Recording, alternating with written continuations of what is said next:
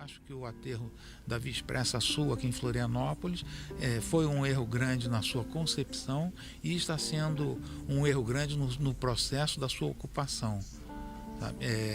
Porque ele está sendo mordiscado ou comido pelas bordas com mingau, como dizia o Brizola, né? Sem um planejamento global da área. Eu tenho falado sistematicamente sobre isso, mas parece que o processo segue dessa forma, sem qualquer tipo de planejamento. Existe uma forma dos planejadores, dos arquitetos, sejam eles acadêmicos ou não, de abordar esse problema, né? Uma forma não, existem várias formas, né? Às vezes essa diversidade toda de aproximações faz com que a gente incorra em erros.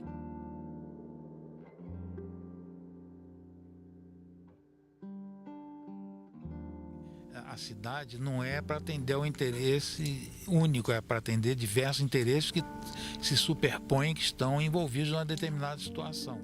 Eu acho que, no mínimo, o que pode se esperar na Bahia Sul são proposições e projetos que vão configurar uma situação pensada, de estudo e que reflete, no máximo que nós estamos podendo, tanto eu como consultor, quanto os técnicos, o secretário, o presidente do IPUF, o secretário adjunto, estamos propondo medidas feitas dentro de princípios de planejamento mínimos que a gente considera, que são esses que nós falamos anteriormente.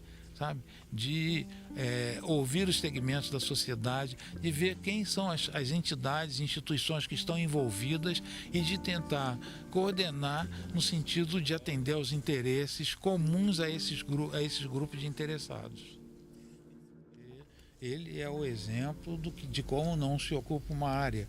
Uma área como essa do aterro da Bahia Sul, ela tem que ser discutida, definido o uso que vai ter por todos os segmentos interessados da sociedade.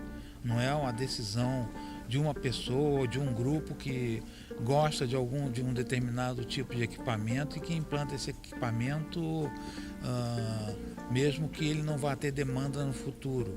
Então, uma das grandes dificuldades do planejamento é definir usos que que tenham garantia de que eles vão ser adequados no futuro próximo e médio da cidade.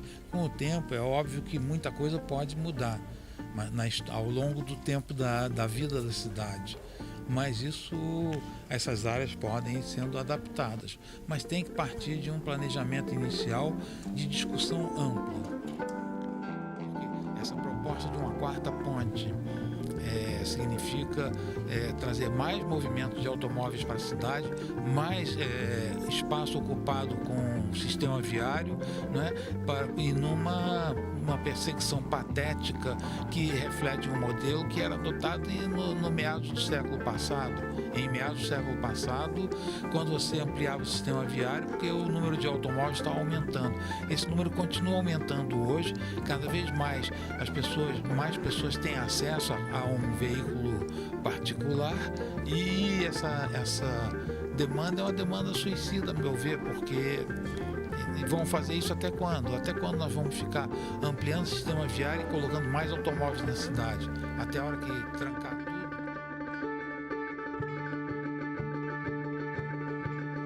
Da equipe do André Schmidt, do Nelson Saraiva para o aterro, aquilo é um planejamento global. Então, naquele momento, ele ganhou o concurso porque ele é uma proposta que foi discutida, que foi analisada, foi comparada com diversas outras propostas que também participaram do concurso. Então, ele representa uma proposição adequada naquele momento da cidade. Depois, com o passar do tempo, ela se tornou inadequada pelas interferências, de novo, de falta de planejamento, como aquela sistema viário imenso que tem lá, que parece que o automóvel é o prioritário na cidade e as pessoas são secundárias e vão ficar com as áreas que sobrarem dessas ruas e avenidas que fazem para todo lado, né?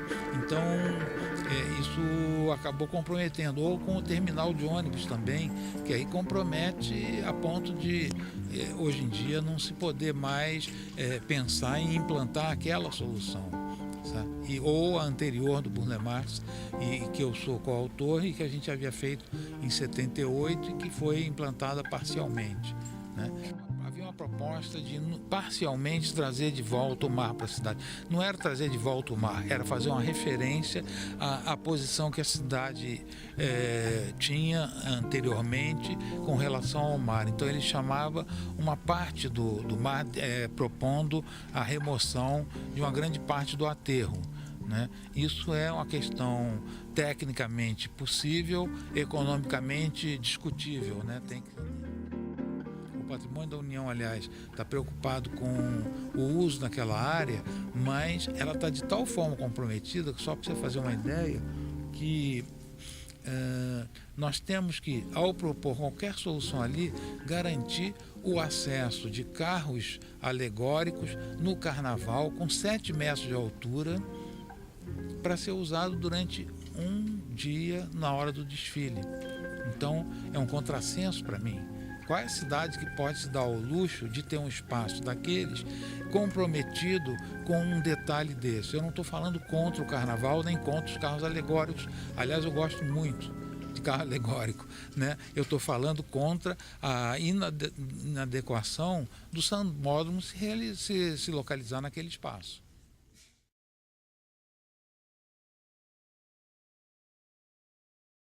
Observa, Florianópolis tem uma tradição de que não precisa, uma tradição de um pensamento, onde que não precisa ter parques, praças, porque tem as praias, como se as praias fossem os nossos parques, e realmente são, não é? Nós temos 250 quilômetros de borda d'água. Nós temos 70% do município área de preservação, 70% da ilha é área de preservação. Qual é a cidade, não é, que tem vamos dizer assim, dados de áreas ambientalmente, vamos dizer assim, mapeadas, como arranque para um trabalho urbanístico? São poucas, não é? Agora, não é por isso que nós não vamos construir e ampliar os nossos parques. Quando nós falamos parque, nós estamos falando só áreas de preservação, hein? Estamos falando parques com equipamentos, né? Com um desenho de mobiliário, playgrounds. Estamos falando de parque com desenho que possa estar aí manifestação da cultura, como obras de arte pública, não é? Enfim. Então eu acredito que, principalmente nas áreas centrais, nos bairros, nós devemos estar qualificando com parques e pequenas praças. Eu acho que as praças também são fundamentais para criar uma vida de bairro. Então, me parece que é uma das metas desse governo ampliar muitíssimo essas áreas de parque, mas não só parques ambientalmente. Nós temos agora, por exemplo, o parque do Parque Linear do Córrego Grande. É um parque de 6 quilômetros, né, que vai já estar sendo praticamente implantado no próximo ano. Nós temos a possibilidade de criar também um parque linear no canal da Barra da Lagoa, né? Quer dizer, existe aí um potencial muito forte para criar um parque linear a partir das margens do canal da Barra. Seria fantástico aí criar todo passeios, enfim. Nós temos parques que possam pegar toda a cabeceira da ponte da área continental. Nós temos, enfim, nós temos o parque na Costeira, nós temos na Tapera, nós temos muitos parques para ser criados, parques que possam ter quadras de esporte, que possam ter, enfim, espaços multiusos, não é? Inclusive equipamentos que possam atender a comunidade.